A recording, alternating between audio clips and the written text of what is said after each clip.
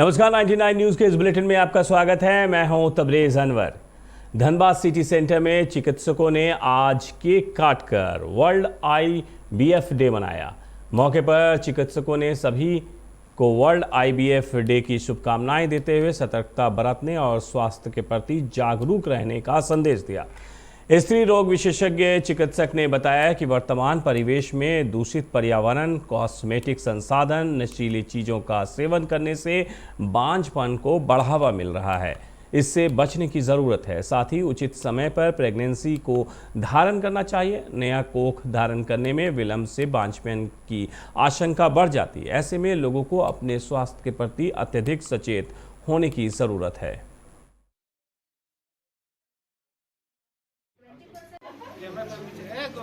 25 जुलाई जो है वो वर्ल्ड आईवीएफ डे के तरह मनाया जाता है। जब दुनिया का पहला टेस्ट ट्यूब बेबी जो है वो 25 जुलाई 1978 में पैदा हुई थी। और वो एक दिन ऐसा है जिसने कि सारे दुनिया के बांझ कपल्स को एक उम्मीद दिखाई कि भी उनका बच्चा भी हो सकता है। तो ये आज का जो दिन है ये उसी लिए मनाया जाता है। आज की तारीख में हमारे पूरी धरती के ऊपर कम से कम 10 मिलियन टेस्ट ट्यूब बेबीज हैं। और अगर हम कहें तो बांझपन जो है वो बढ़ता ही जा रहा है। और स्पेशली पैंडेमिक की वजह से भी अब आगे आने वाले समय में थोड़ा इसको हम लोग ज्यादा देखेंगे। सरायकेला के कांड्रा चाडरी जंगल के रागामाटी जाने वाली सड़क के पास एक अज्ञात व्यक्ति की लाश मिलने से इलाके में सनसनी फैल गई है। घटना की सूचना पाकर मौके पर पहुंची कांड्रा पुलिस ने शव को कब्जे में लेकर पोस्टमार्टम के लिए भेज दिया है। वहीं अब तक शव की पहचान नहीं हो पाई है।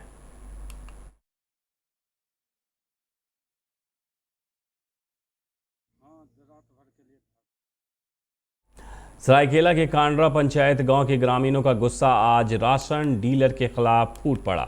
आक्रोशित ग्रामीणों ने राशन डीलर अशोक गुप्ता के खिलाफ कार्रवाई की मांग की। जानकारी के अनुसार आज सभी कार्डधारक डीलर अशोक गुप्ता के पास राशन कार्ड जमा किए थे।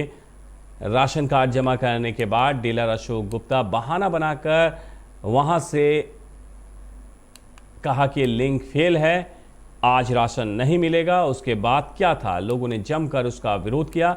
ग्रामीणों का कहना है कि डीलर अशोक गुप्ता पिछले कई दिनों से लिंक फेल होने का हवाला देकर हम लोगों को अनाज नहीं दे रहा है। गुप्ता का स्टोर में हम लोग का जो सामान मिलता है सही ढंग से नहीं मिलता है। आज आओ काल आओ, ये तो 25 तारीख के बाद सामान लाता है। उसके बाद ये नोटंकी करता है। 3 दिन से आसाम में सब घूम घूम कर जा रहा है। आज भी वही नोटंकी कर रहा है। ये अभी नेट नहीं चल रहा, कैसे देंगे? अब कब नेट आएगा तब देगा, नहीं तो वो खा जाएगा।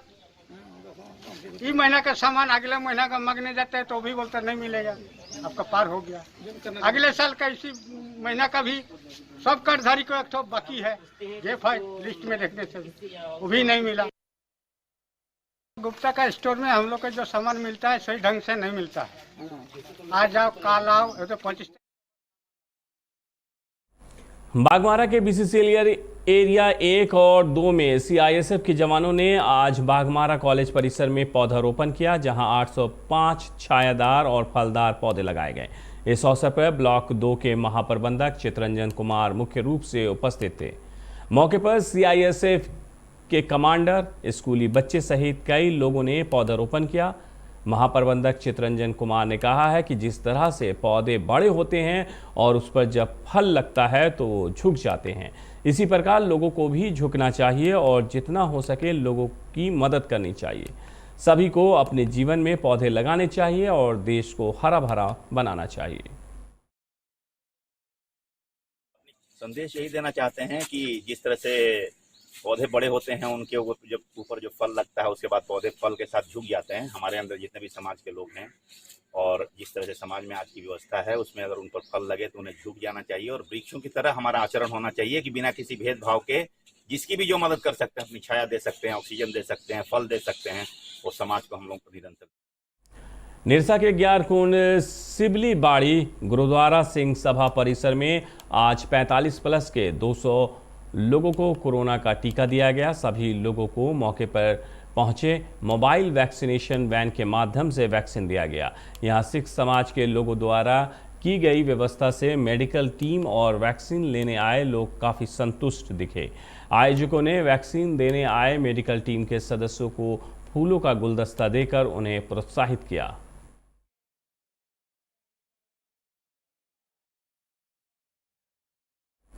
चिरकुंडा चैम्बर ऑफ कॉमर्स और स्वास्थ्य विभाग के संयुक्त तत्वाधान से रविवार को 200 लोगों के बीच कोरोना वैक्सीनेशन कराया गया।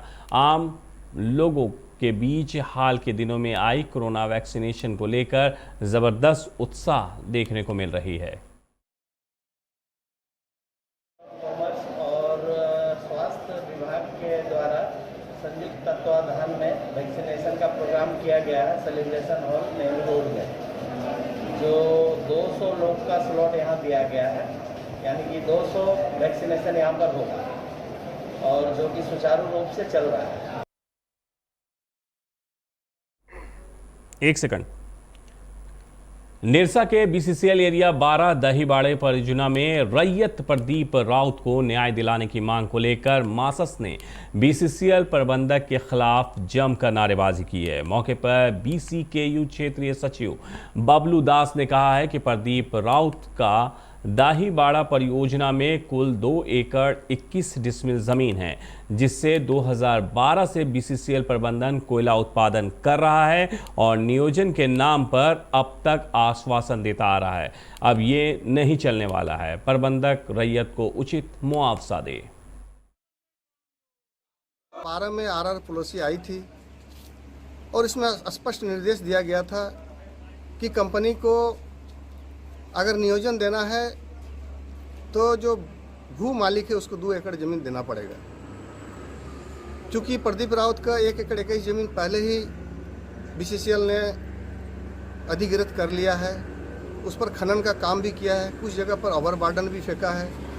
मिला जुला कर देखा जाए तो उसका सारी ज़मीन कंपनी ले चुकी है। क्षेत्र संख्या 12 के बसंती माता परियोजना दहीबाड़ी परियोजना में ओबी डंप हो या खनन का काम हो या जो भी एक्टिविटीज हो, ट्रांसपोर्टिंग से जुड़ा मामला हो, वो सारे कार्य को। बागमारा पंचायत सचिवालय पदुगोड़ा में आज वैक्सीनेशन के लिए लोगों की भारी भीड़ उमड़ पड़ी। इस दौरान लोग सोशल डिस्टेंसिंग को भूल भी गए। केंद्र पर तैनात कुछ पुलिस वाले लोगों को ये भीड़ को आगे लाचार दिखे। केंद्र प्रभारी ये कहकर अपनी जिम्मेदारी से मुक्त हो गए कि लोग मान नहीं रही हैं। ऐसे भीड़ से क्या हम कोरोना से जंग जीत पाएंगे? तीसरी लहर आने वाली है, इसे लेकर सभी परेशान हैं। ऐसे में जिन्होंने अभी तक कोविड-19 का टीका नहीं लगवाया है वो टीका केंद्रों पर पहुंचकर टीका लगवा रहे हैं, लेकिन वैक्सीनेशन केंद्र पर लोगों की भीड़ को काबू करने के लिए पर्याप्त व्यवस्था नहीं रहने के कारण सोशल डिस्टेंसिंग की धज्जियां उड़ाई जा रही हैं। निरसा के ईसीएल मुगमा बैजना कोलियरी के 31 नंबर इंक्लाइन के कर्मी खुदेराम बौरी का खदान के अंदर अचानक तबीयत खराब हुई और खदान से ऊपर आने के दौरान उन्होंने दम भी तोड़ दिया। मृतक खुदेराम बौरी के साथ घटना के समय काम करने वाले उनके सहकर्मी तन्मय मुखर्जी ने बताया है कि ड्यूटी करने खदान के अंदर गए थे, तभी तबीयत अचानक खराब हो गई और अस्पताल ले जाने के बाद उनकी मौत हो गई है। घटना के बाद आक्रोशित मजदूरों ने बैजना कोलियरी प्रबंधन के कार्यालय पर आकस्मिक बैठक बुलाकर प्रबंधन के साथ वार्ता कर आश्रितों को नियोजन और मुआवजा देने की मांग कर रहे हैं। खुदीराम बौरी और खदान से जब वो अपना ड्यूटी करके उठ रहे थे, अचानक उनका तबीयत ख़राब हो गया और ख़राब होने के बाद किसी तरह ऊपर उठ के आए और ऊपर उठ के आने के बाद वो काफ़ी गंभीर स्थिति में उनका स्थिति हो गया और गंभीर स्थिति होने के बाद यहाँ से उनको हॉस्पिटल भेजा गया और हॉस्पिटल जाने के वहाँ पर या जाने के क्रम में उनका देहांत हो गया। उनका देहांत होने के बाद उनका आश्रित को नियोजन को लेकर प्रोविजनल एम्प्लॉयमेंट के लिए महोदा में सीआईएसएफ के जवानों ने आज मुल्लीडीह में करीब 1000 पौधे लगाए और उनके देखरेख का भी संकल्प लिया है। पौधारोपण को अपने हर कार्यक्रम का एक हिस्सा बनाते हुए सीआईएसएफ के जवानों ने स्थानीय ग्रामीणों और बच्चों की मौजूदगी में पर्यावरण को मजबूत बनाने के लिए संकल्प लिया। वृक्षारोपण अभियान चलाया जा रहा है, जिसमें कुल 1000 पौधा लगाने का लक्ष्य तय किया गया है। बीसीसीएल के सहयोग से यहाँ पे मतलब इन्होंने इस साइट पे आज करीब 350 पौधा इन्होंने लगाया है और टोटल 1000 का इनका लक्ष्य है। ठीक है, अभी 20-21 फीट कोल्ड्री में हम लोग का। कोरोना संक्रमण को रोकने के लिए देवघर और दुमका में इस साल भी विश्व प्रसिद्ध श्रवणी मेला नहीं लगेगा। बाबा बैद्यनाथ का मंदिर भी बंद है। ऐसे में सावन महीने के पहले दिन में बाबा नगरी देवघर का नज़ारा पतला पतला सा नजर आया। ये दूसरी बार ऐसा हो रहा है कि सावन के पहले दिन यहाँ सन्नाटा पसरा हुआ है। इससे पहले हर साल देवघर में सावन के पहले दिन 1 से 1.5 लाख लोग बाबा बैद्यनाथ को जलाभिषेक करते हैं। इस साल सिर्फ कृष्ण पक्ष की प्रतिपदा तिथि में आषाढ़ी पूर्णिमा पर बाबा मंदिर में बाबा बैद्यनाथ की पूजा हुई। इस दौरान बाबा बैद्यनाथ ने भक्तों को ऑनलाइन दर्शन कराया।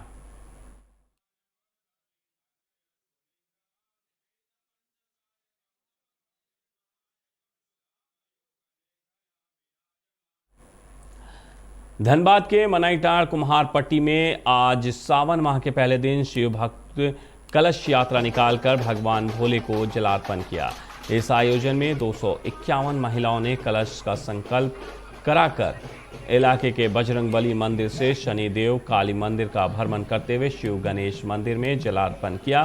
श्रद्धालुओं ने बताया है कि कोरोना को देखते हुए एहतियात बरतते हुए कार्यक्रम का आयोजन किया जा रहा है और धार्मिक सद्भावना के साथ साथ शिव मंदिर में जलाभिषेक किया गया। इस मौके पर कई अन्य सांस्कृतिक और धार्मिक कार्यक्रम का भी आयोजन किया जा रहा है।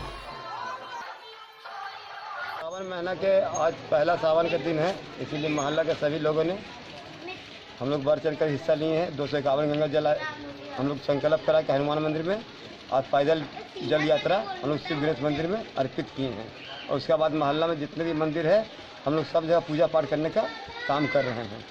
जैसे कि गणेश मंदिर जो हम लोग का है, वहाँ भी गणेश भगवान को हम लोग वस्त्र धारण करवाएं, वहाँ भी भक्ति भाव से 5 किलो लड्डू चढ़ा के पूजा करवाएं। फिर हम लोग का शनि मंदिर है।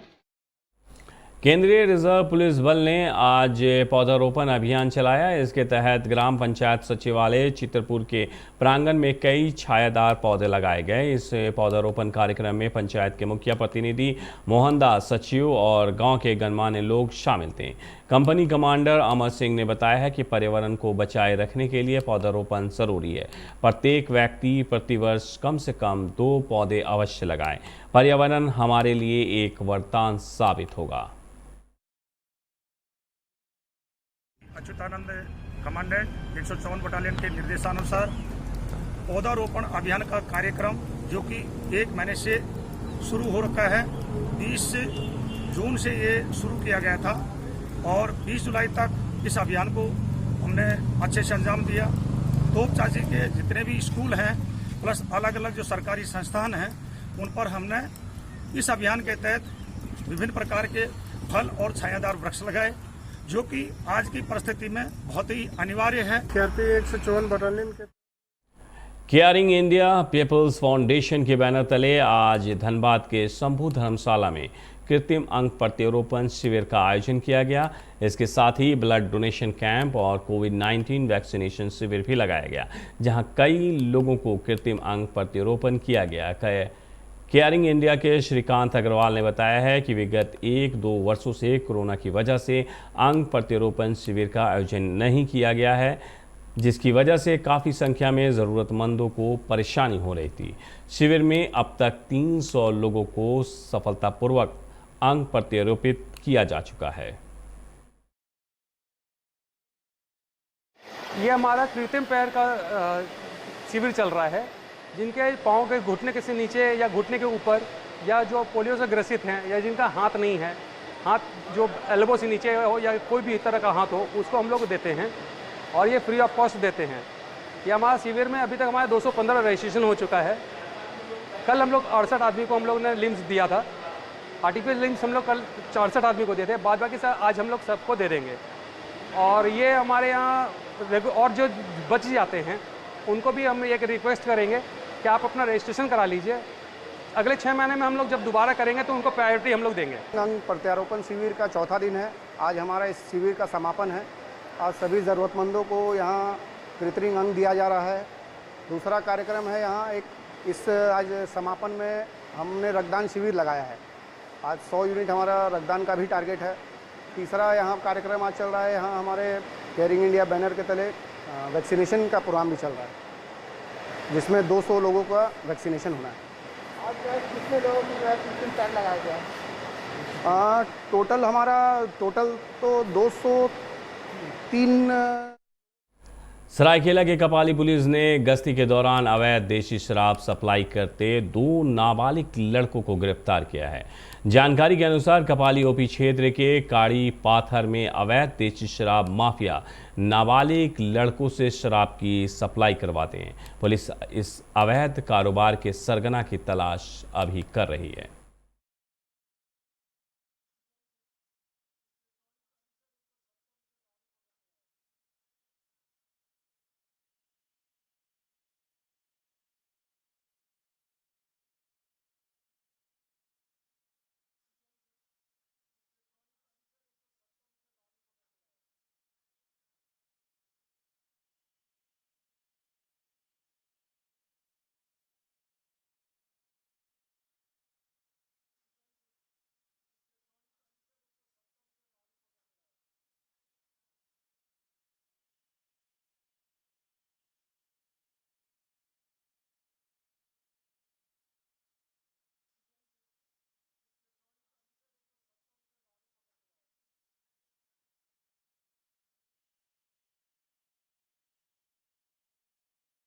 के दौरान जो है से हम लोग रामो होटल के नज़दीक पहुँचे तो उधर से देखे कि ये स्कूटर पर 2 लड़का आ रहा है तो उसको हम रोकने का इशारा किए, भागने लगा। फिर हम उसको खबर के हम लोग पकड़े और चेक किए तो देखे कि स्कूटर 2 गैलन रखा हुआ है। और पूछने के बाद बताया कि मालिक